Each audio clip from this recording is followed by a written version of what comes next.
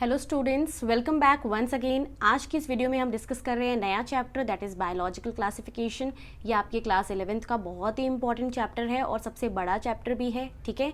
और इस चैप्टर में से नीट में बहुत सारे क्वेश्चंस पूछे जाते हैं। तो यहाँ पर हम डिस्कस करेंगे सबसे पहले कि अर्लियर सिस्टम ऑफ जो क्लासिफिकेशन है वो क्या था, किसने प्रपोज किया था और उसके अकॉर्डिंग क्या क्या ग्रुप्स बनाए गए थे, ठीक है। तो चलो स्टार्ट करते हैं। सबसे पहले देखेंगे कि जो अर्लियर सिस्टम ऑफ क्लासिफिकेशन है it was proposed by Aristotle ने प्रपोज किया था, इसीलिए हम इसको एरिस्टोटल सिस्टम भी बोलते हैं, ठीक है। तो जो अर्लियर सिस्टम था, देखो इसके बाद आए थे kingdom systems, 2 kingdom system, 3 kingdom system, 4 kingdom, 5 kingdom. इन सब किंगडम से पहले चलता था अर्लियर सिस्टम ऑफ क्लासिफिकेशन और उसको प्रपोज किया था एरिस्टोटल ने, इसीलिए उसको बोलते हैं एरिस्टोटल सिस्टम भी, ठीक है। तो ये किस तरह का था? इट वॉज सिंपल, बहुत ही सिंपल था एंड बेस्ड ऑन वन और फ्यू कैरेक्टर्स। सिंपल सा था और वन और फ्यू कैरेक्टर्स पे बेस्ड था, ठीक है। नेक्स्ट यहाँ पे आपको बताना है जो एनसीईआरटी की लाइन है बहुत इंपॉर्टेंट, जो पूछी जाती है नीट के अंदर, वो ये है कि जो एरिस्टोटल थे he was the earliest to attempt a more scientific basis of classification. तो मैं यहाँ पे लिख रही हूँ एरिस्टोटल वॉज द अर्लीस्ट, ये लाइन बहुत इंपॉर्टेंट है, was the earliest to attempt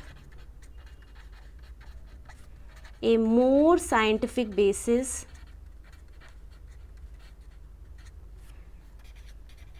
of classification। इसका मतलब ये है कि जो एरिस्टोटल थे वो सबसे पहले साइंटिस्ट थे, वो अर्लीस्ट साइंटिस्ट थे जिन्होंने एक साइंटिफिक बेस को यहाँ पे यूज़ करके ऑर्गेनिजम्स को क्लासिफाई किया था, ठीक है। तो किस तरह से क्लासिफाई किया था वो हम देखेंगे। तो एरिस्टोटल ने लिविंग ऑर्गेनिजम्स को 2 ग्रुप्स पे क्लासिफाई किया था, ठीक है। तो पहला जो उन्होंने ग्रुप बताया वो बताया प्लांट्स का और दूसरा ग्रुप बताया एनिमल्स का, ठीक है। इन्होंने सबसे पहले साइंटिफिक बेस को यहाँ पे यूज़ किया था, ठीक है। इसीलिए जो ऊपर लाइन लिखी है Aristotle was the earliest to attempt a more scientific basis, ये बहुत ज़्यादा इंपॉर्टेंट है, ये आपको याद रखनी है, ठीक है। तो इन्होंने देखो लिविंग ऑर्गेनिजम्स को 2 में क्लासीफाई कर दिया, प्लांट्स एंड एनिमल्स। फिर प्लांट्स को इन्होंने क्या किया, फर्दर 3 कैटेगरीज में डिवाइड किया on the basis of habit. किस चीज़ के बेसिस पे? हैबिट। हैबिट का मतलब होता है मॉर्फोलॉजी के बेस पे। ध्यान देना, हैबिट लिखा है, हैबिटाट नहीं लिखा है, ठीक है। हैबिट का मतलब मॉर्फोलॉजी ही होती है। तो इन्होंने 3 कैटेगरीज बनाई, एक बनाई herbs, next shrubs and third trees. तो इन्होंने कहा प्लांट्स में 3 तरह के जो हैं ऑर्गेनिजम्स होते हैं, एक को इन्होंने बोल दिया हर्ब्स, दूसरे को बोल दिया श्रब्स एंड थर्ड को इन्होंने बोल दिया ट्रीज, ठीक है। तो देखो यहाँ पे जो हर्ब्स है, हर्ब्स में इन्होंने किस तरह की बॉडी बताई, इन्होंने बोला सॉफ्ट बॉडी होगी, यहाँ पे सॉफ्ट प्लांट बॉडी। जितने भी प्लांट्स थे जिनकी सॉफ्ट बॉडी थी, सॉफ्ट प्लांट बॉडी थी, उन्होंने उनको रख दिया हर्ब्स में, ठीक है। जैसे कि आपको पता ही है हर्ब्स में सॉफ्ट प्लांट बॉडी होती है, जैसे ग्रासेस वगैरह होते हैं, तो ये सारे इसके अंदर आ जाएंगे। श्रब्स के अंदर इन्होंने बोला कि जो श्रब्स हैं वो कैसे होंगे, वुडी होंगे, बट उनमें जो मेन स्टेम है वो एब्सेंट होगी, मेन स्टेम एब्सेंट होगी।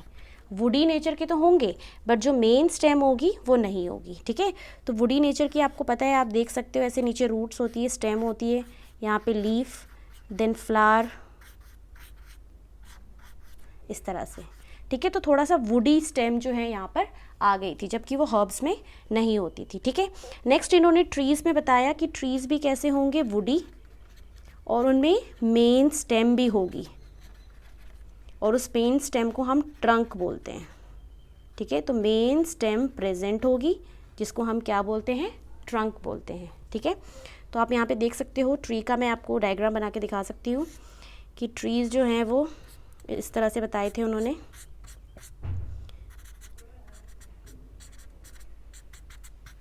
ठीक है। तो आप यहाँ पे ऐसे बना सकते हो, कोकोनट ट्री, कोई भी ट्री आप यहाँ पे बना सकते हो। फिर उन्होंने क्या किया, एनिमल्स को भी दो कैटेगरीज में डिवाइड किया। उन्होंने कहा एनिमल्स भी दो तरह के हैं, on the basis of RBC present है या नहीं है उसके बेसिस पे, ठीक है। तो दो कैटेगरीज दी एनिमल्स की, एक इनेमा और दूसरी एनेमा। एक ई से स्टार्ट हो रही है, दूसरी ए से, इनेमा एंड एनेमा। तो इनेमा जो थे वो कैसे थे, विद आरबीसी, जिनके अंदर आरबीसी होता था, और एनेमा थे विदाउट आरबीसी, विदाउट आरबीसीज, ठीक है। तो आप यहाँ पे देख सकते हो ये जो क्लासिफिकेशन थी एनिमल्स की, ये किसके बेसिस पे थी, on the basis of presence और एब्सेंस ऑफ आरबीसीज, ठीक है। तो ये जो क्लासिफिकेशन थी किसके बेसिस पे थी, प्रेजेंस और एब्सेंस ऑफ आरबीसी के बेसिस पे। तो ये जो है पूरा सिस्टम था जिसको हम अर्लियर सिस्टम ऑफ क्लासिफिकेशन बोलते हैं। यहाँ पे लिविंग ऑर्गेनिजम्स को प्लांट्स और एनिमल्स में डिस्क्राइब किया था। यहाँ पे कोई बैक्टीरिया, कोई वायरस, कोई फंगस वगैरह को ग्रुप में नहीं रखा गया था, और प्लांट्स को सिंपल 3 कैटेगरीज में, हर्ब, श्रब्स एंड ट्रीज में डिस्क्राइब करा गया था, और एनिमल्स को 2 कैटेगरीज में, that is enema and enema में, ठीक है। और ये सिस्टम दिया किसने था, एरिस्टोटल ने, इसीलिए इस सिस्टम को एरिस्टोटल सिस्टम भी बोला जाता है। उसके बाद जो मैंने आपको पॉइंट बताया है नीट से जो इंपॉर्टेंट है वो याद रखना, कि अगर आपसे पूछा जाएगा who was the earliest to attempt a more scientific basis of classification, तो आपको बताना है Aristotle was the earliest to attempt a more scientific basis of classification. This is very very important for NEET point of view, ठीक है, NCERT की line है ये। सो इस वीडियो में हम इतना ही डिस्कस करेंगे, आगे की जो हमारे किंगडम सिस्टम्स हैं वो नेक्स्ट वीडियो में हम डिस्कस करेंगे, ठीक है। सो आपको अगर कोई भी डाउट है, कुछ भी पॉइंट अगर आपको नहीं समझ आया, आप कमेंट सेक्शन में पूछ सकते हैं।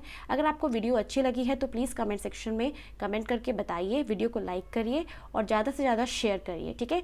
Thank you so much for watching.